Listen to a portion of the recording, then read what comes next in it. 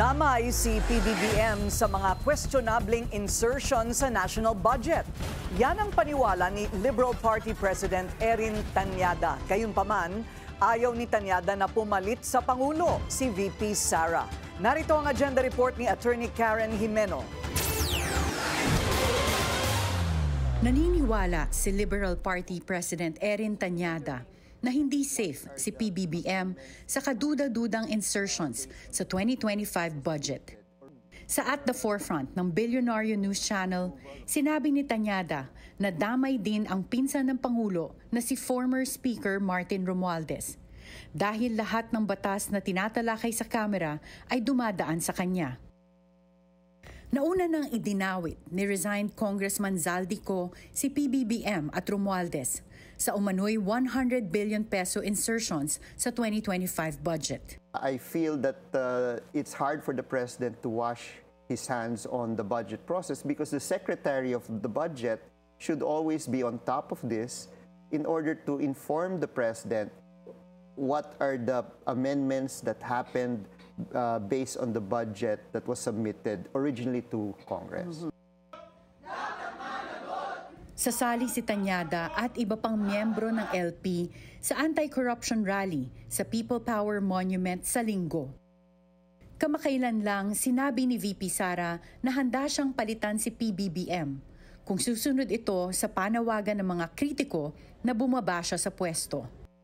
Pero para kay Tanyada, hindi karapat-dapat si VP Sara na mamuno sa bansa. Her track record in the Department of Education, no? And then questions on her integrity with regard to the confidential funds. So that's why there was an impeachment filed against Sara